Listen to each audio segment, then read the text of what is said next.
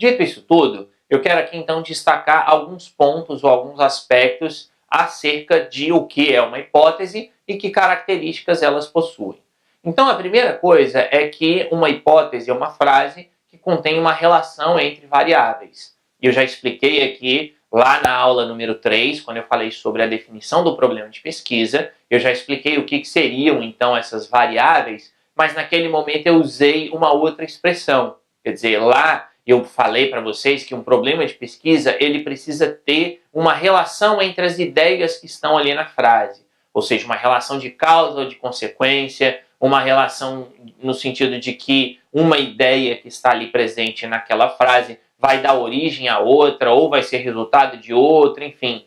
Uma coisa vai, de alguma forma, se relacionar com a outra coisa, né? Uma ideia vai se relacionar com outra.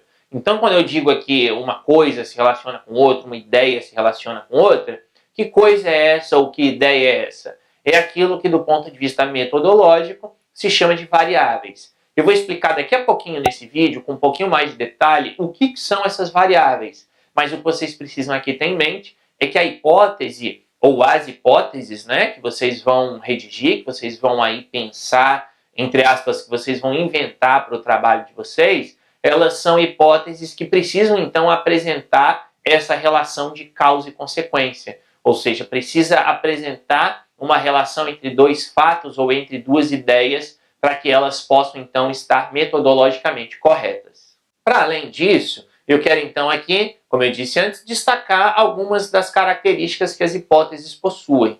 Então, não são bem regras, digamos assim, para que vocês formulem ou redigam as hipóteses de vocês, mas são aspectos que são importantes e que eu sugiro a vocês que quando vocês estiverem redigindo as hipóteses de vocês, vocês tenham essas ideias aqui ou essas características em mente para que as hipóteses possam estar bem estabelecidas. Uma hipótese, ela vai ser, como eu disse antes, um enunciado geral de relações entre variáveis, quer dizer, as variáveis são fatos, são fenômenos, etc.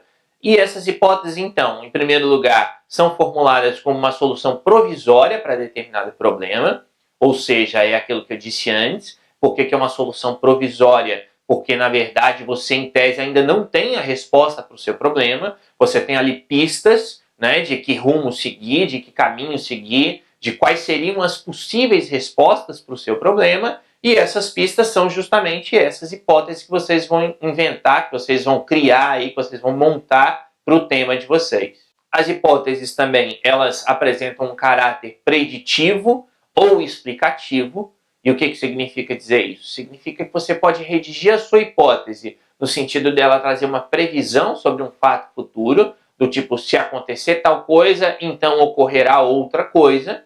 Quer dizer, é uma previsão, né? Ou vocês podem redigir a hipótese de vocês de uma forma mais explicativa. E o que seria então esse explicativo? É colocar, por exemplo, o fato A ocorreu em decorrência do fato B. Então, na verdade, você está explicando uma coisa devido a outra, né? Devido ao acontecimento, a outro acontecimento. E nesse sentido, então, você está criando aquela relação de variáveis ou entre variáveis que eu falei anteriormente. Lógico que a hipótese ela precisa ser compatível com o conhecimento científico. Quer dizer, essa compatibilidade aqui é no sentido de vocês terem aquele conhecimento prévio que eu disse antes, né? Para que vocês possam montar hipóteses, redigir hipóteses que tenham, logicamente, relação com o tema de vocês e com a delimitação do tema de vocês. Logicamente que a hipótese ela precisa possuir essa consistência lógica, ou seja, ela precisa fazer sentido no âmbito do trabalho de vocês. E por fim, talvez a característica que seja aí a mais importante é o entendimento de que as hipóteses precisam ser passíveis de verificação empírica. E o que isso quer dizer? Significa dizer que vocês não podem inventar hipóteses à torta e à direita. Quer dizer, é aquilo que eu disse antes. Em tese ou em princípio, você é livre para inventar qualquer possível resposta para o seu problema de pesquisa. Agora, essas possíveis respostas, que são as hipóteses, elas precisam ser passíveis de verificação. Lembrem-se daquilo que eu falei lá na montagem do problema, que é necessário, então, verificar se o problema é plausível de ser solucionado.